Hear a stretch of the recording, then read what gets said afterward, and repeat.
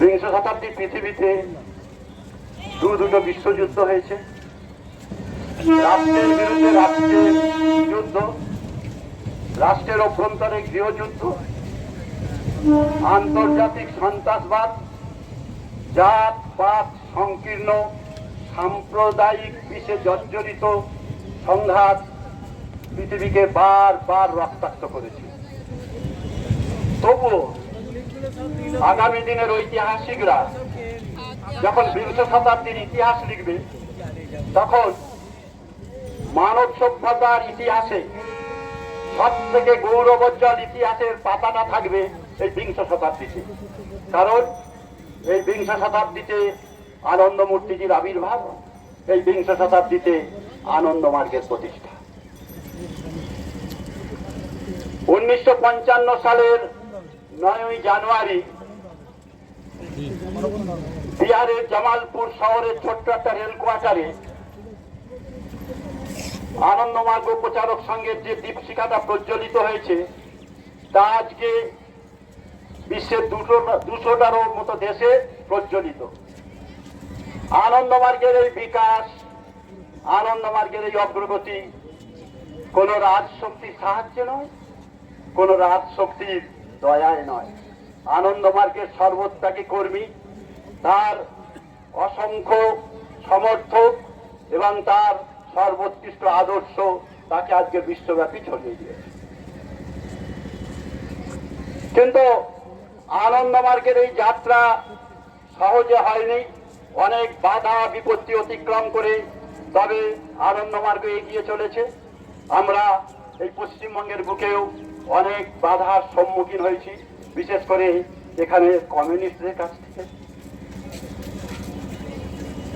আমরা যারা বাংলার মানুষ ডাল ভাত খেতে ভালোবাসি, বিহারের মানুষ লিট্টি খেতে ভালোবাসে, দক্ষিণ ভারতের মানুষ ইডলি ধোসা খেতে ভালোবাসে, পাঞ্জাবের মানুষ রুটি তড়কা খেতে ভালোবাসে।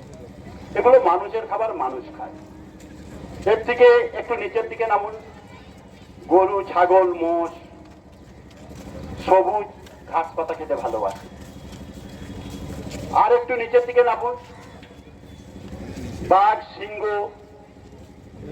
পশুর মাংস খেতে ভালোবাসে। তার থেকে আর একটু নিচে নামুন, সিপিএম মানুষের রক্ত খেতে ভালোবাসে। মার্ক্সবাদী কমিউনিস্ট জড়বাদী দল তো খেতে বড় ভালোবাসে মানুষের রক্ত, আর খাঁটি মানুষের রক্ত আনন্দমার্গের সন্ন্যাসী ছাড়া পাওয়া বড় শক্ত। তাই সিপিএম এতগুলো আনন্দমার্গের সন্ন্যাসীকে এখানে খুন করেছিল। কি ভেবেছিল বোধহয় আনন্দমার্গ শেষ হয়ে যাবে। আমার ভাই বলে গেছে, আনন্দমার্গের 17 জন সন্ন্যাসীকে খুন করলে আনন্দমার্গ 17,000 সন্ন্যাসী তৈরি করতে পারে। আনন্দমার্গের 17,000 সন্ন্যাসীকে খুন করলে আনন্দমার্গ 17 লক্ষ সন্ন্যাসী তৈরি করে নেবে। আনন্দমার্গ শেষ হবে না। কিন্তু সিপিএম যে বুদ্ধদেব ভট্টাচার্য গর্ব করে বলেছিল, আমরা লুথেরানকে যেমন করে তাড়িয়েছি আনন্দমার্গকেও সেইভাবে বাংলা থেকে তাড়িয়ে দেবো। লুথেরান ওয়ার্ল্ড সার্ভিস 1978 সালে ভয়াবহ বন্যার পর এই পশ্চিমবাংলায় এসেছিল ত্রাণ সামগ্রী নিয়ে। তাদের সমগ্র ত্রাণ সামগ্রী লুট করে নিয়ে তাদেরকে তাড়িয়ে দিয়েছিল। আজকে এরা যে দুর্নীতি দুর্নীতি করে চিৎকার করে, শুধু সেই 78 সালের বন্যায় এই সিপিএম পার্টি 12,000 কোটি টাকার ত্রাণ সামগ্রী লুট করে নিয়েছিল নিজেদের পার্টি অফিসে। আর ওই লুথেরানের মালগুলো লুট করে মানুষকে 2-4টে বাস কাঠ দিয়ে ঘর বাড়ি বানানোর জন্য পঞ্চায়েতে লিখে দিয়েছিল ত্রাণ সামগ্রী দিয়েছে। তো সেই লুথেরানকে তাড়িয়েছিল, ভেবেছিল আনন্দমার্গকেও তাড়িয়ে দেবো। আজকে আনন্দমার্গ কোথায়? আজকে আর সিপিএম কোথায়? 1977 সালে সিপিএম যখন পশ্চিমবাংলায় এসেছিল আনন্দমার্গে 100টার মতো স্কুল ছিল। আজকে সারা পশ্চিমবাংলায় আনন্দমার্গে 400-রও বেশি স্কুল আছে। গোটা গ্রাম ব্লকের স্তরে স্তরে হাজার হাজার ইউনিট আছে।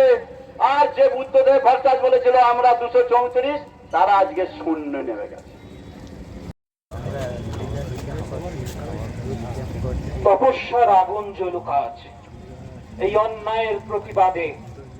নীতিবাদীর মন্ত্রে যেন শোষকের সিংহাসন কাঁদে। 17টি নাম ধ্রুবছড়া হয়ে জাগুক আমাদের মনে। শপথ নিলাম রইব জেগে ন্যায়ের অন্বেষণে। আজকের এই মঞ্চ আমাদের শপথ নেয়ার মঞ্চ, বিচার চাওয়ার মঞ্চ। ঘটনার 44 বছর অতিক্রান্ত। সংখ্যার বিচারে এই বিজয় সেতুর নারকীয় হত্যাকাণ্ডের হয়তো কম।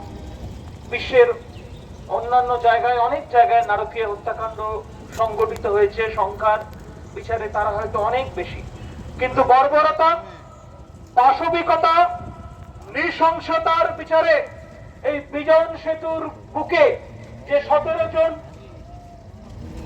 আনন্দমার্গের সন্ন্যাসীকে রড দিয়ে পিটিয়ে, ছোরা দিয়ে চোখ উপড়ে, জীবন্ত জ্বালিয়ে পুড়িয়ে হত্যা করা হলো, নৃশংসতার দিক থেকে এই বর্বরতম হত্যাকাণ্ড পৃথিবীর বুকে আর কোথাও দেখা যায়নি। এই হত্যাকাণ্ডের অনুসন্ধান করতে গেলে আমাদের একটু পেছনে যেতে হবে। আমাদের জানতে হবে কেন আনন্দমার্গের উপর আক্রমণ। পশ্চিম বাংলা আধ্যাত্মিকতার পীঠস্থান, সভ্যতার পীঠস্থান, সংস্কৃতির পীঠস্থান। রবীন্দ্রনাথের কলকাতা, বঙ্কিমচন্দ্রের কলকাতা, বিবেকানন্দের কলকাতা, সত্যজিতের কলকাতা। কেন এই কলকাতার মাটিতে এই বর্বরচিত আক্রমণ? আমরা জানি 70-এর দশক, 80-র দশক বাংলার মসনদ দখল করেছে কমিউনিস্টরা। তাদের লক্ষ্য হচ্ছে যুব সমাজকে অশিক্ষিত, অর্ধশিক্ষিত করে রাজনৈতিক দলদাসের ক্যাডার তৈরি করা। আর আনন্দমার্গ সেই মুহূর্তে মানব সমাজকে উপহার দিয়েছিল আধ্যাত্মিকতা মিশ্রিত এক সমাজ ব্যবস্থা, এক সুশিক্ষিত সমাজ ব্যবস্থা, যার মাধ্যমে মানুষ সচেতন হয়ে অন্যায়ের বিরুদ্ধে, অসচেতনতার বিরুদ্ধে, শোষণের বিরুদ্ধে সরব হতে পারে, বুঝতে পারে। সহ্য হয়নি হার মানতে। তারা ভাবলো 17 জন আনন্দমার্গের সন্ন্যাসিনীকে হত্যা, তার আগে 1967 সালের 5ই মার্চ পুরুলিয়ার আনন্দনগরে আনন্দমার্গীদের হত্যা, এই সমস্ত করে বুঝি আনন্দমার্গকে ধ্বংস করে দেয়া যায়। 17 জন কেন, 1700 জনকে মারলেও, খুন করলেও আনন্দমার্গকে ধ্বংস করা যায় না। আনন্দমার্গ যুগের দাবি, আনন্দমার্গ যুগের দাবি। বোকা বুদ্ধবাবু, বোকা জ্যোতিবাবুরা জানতেন না আনন্দমার্গের দর্শন ওই পশ্চিম থেকে ধার করা কোনো দর্শন নয়। রবীন্দ্রনাথ ঠাকুর তার সভ্যতার সংকটে উল্লেখ করেছেন মানুষের চরম আশ্বাসের কথা মানুষকে শোনাবে এই পূর্ব দিগন্ত থেকেই।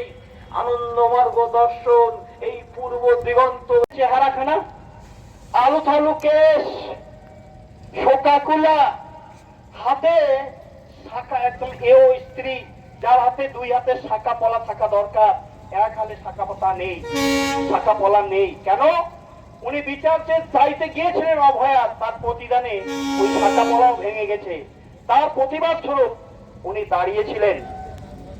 সিপিএম এর টিকিটে না দাঁড়িয়ে, সিপিএম আশা করেছিল যে সিপিএম এর টিকিটে উনি দাঁড়াবেন, কিন্তু উনি দেখলেন যে সিপিএম এর টিকিটে দাঁড়ালে কি হবে, এরা তো ব্যবসায়ী, এরা তো ধান্দাবাজ। উনি বিজেপির টিকিটে দাঁড়িয়েছিলেন। সিপিএম সব জায়গায় বলে বেড়াচ্ছে কি, এই নেতা যারা নেতৃত্বে আছেন তারা বলছেন যে এই অভয়ার মা, সিপিএম যদি ওই দিন ডেড বডিকে রুখে না দাঁড়াতো, তাহলে এই অভয়ার মা কোনোদিন জানতে পারতো না এই অভয়া ধর্ষিতা হয়ে খুন হয়েছে, এটা আমরাই প্রথম প্রকাশ করেছি। এই কথা ওনারা বলে বেড়াচ্ছেন। আর বলে বেড়াচ্ছেন আজকে যে অভয়ার প্রতি বিচারের দাবিতে সারা আকাশ বাতাল সারা বিশ্ব মুখরিত হয়েছে, সেটা আমাদের ক্রেডিট, সিপিএম এর ক্রেডিট। বন্ধু, তাই যদি আপনাদের ক্রেডিট হয়, তাহলে আপনারা অভয়ার সুষ্ঠু বিচারের জন্য ক্যান্ডিডেটটা উইথড্র করে নেওয়া উচিত ছিল। কলকান দাশগুপ্তকে দেওয়া উচিত হয়। আনন্দমার্গের গতিকে রুদ্ধ করবে তারা জানতো না, গীত শুনেছে, যার আহ্বান গীত শুনেছে, সেই আহ্বান গীত শুনলে যে শুনবে নির্যাতন নেবে সে পক্ষপাতী, মৃত্যুর গর্জন শুনবেছে সঙ্গীতের মতো। কারণ তারা সাধক, আর সেই সাধকের অগ্রগতির জয় দিল কি? চলার পথের কণ্টকাঘাত। আর বিশ্বের সামূহিক কল্যাণই তার জয় দিল। সুতরাং আনন্দমার্গের গতি রুদ্ধ করার ক্ষমতা সিপিএম এর তো নেই, কারোরই নেই। ধন্যবাদ দাদাকে। পরবর্তী বক্তা, এই বিজন সেতু যখন ঘটে তখন সম্ভবত তার জন্ম পরে হয়েছে, কিন্তু অনুভব করেছে এই বিজন সেতু সিপিএম এর জন্য, আনন্দমার্গীদের জন্য কি নিয়ে এসেছে, কি বার্তা নিয়ে এসেছে, আগামী প্রজন্মকে কিভাবে গড়ে তুলতে হবে, কিভাবে এগিয়ে আসতে হবে বিশ্ব মানবতার কল্যাণে। এই গুটি কথার কথা আমরা এখন শুনবো কল্যাণীয় শ্রী তপময় বিশ্বাসের মুখ থেকে। মাননীয় শ্রী তপময় বিশ্বাস এখন আপনাদের সামনে অভিভাষণ রাখবেন। বিচার জনগণের কাছে উনি গিয়েছিলেন, সেই জন্য ইলেকশনে দাঁড়িয়েছিলেন। বিচারে উনি যদি হেরে যান, তাহলে তার জন্য দায়ী থাকবে এই কমিউনিস্টরা, এই সিপিএম নেতৃত্ব দায়ী থাকবেন। আর পানিহাটির যত মা বোনেরা আছে সবাই তাকে ধিক্কার জানাবে, সবাই তাকে অভিশাপ দেবে। শুধু তাই নয়, বাংলার এবং প্রবাসী যত বাঙালি আছেন, শুভবুদ্ধি সম্পন্ন বাঙালি মা বোনেরা সবাই এই সিপিএম কে কোনোদিন ক্ষমা করবেন না। সিপিএম নিপাত, কমিউনিস্ট নিপাত, কমিউনিজম নিপাত। এই বলে আমি আমার বক্তব্য শেষ করছি। ধন্যবাদ, নমস্কার। শ্রী প্রভাত রঞ্জন সরকার, আমাদের বুঝতে হবে, আমাদের জানতে হবে কেন আমরা এখানে আসি। দেখা গেল আমরা বিচার পেয়ে গেলাম আগামীকাল, আমাদের এখানে আসা কি বন্ধ হয়ে যাবে? এখানে আসা আমাদের বন্ধ হবে না। এই পৃথিবী নামক গ্রহ, এই কলকাতা নামক শহর যতদিন থাকবে আমরা ততদিন আসবো। এইটাই প্রমাণ। সভ্যতা সংস্কৃতি যতদিন থাকবে, যত বড়ই হারমাদ হোক, যত বড়ই নৃশংসতম হত্যাকাণ্ড ঘটাক, মানবতার পূজারীদের ধ্বংস হয় না, মানবতার পূজারীদের ধ্বংস সম্ভব নয়। এই বিজন সেতুই তার প্রমাণ।